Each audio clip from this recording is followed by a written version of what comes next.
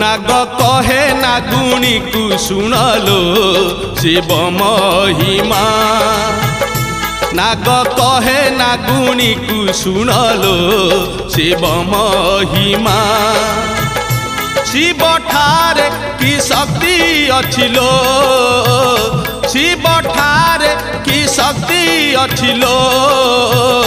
ध्यान करुछंती विष्णु ध्यान करुछंती ब्रह्मा ध्यान करुछंती विष्णु ध्यान करुछंती ब्रह्मा सुनलो शिव महिमा नाग कहे नागुणी को सुनलो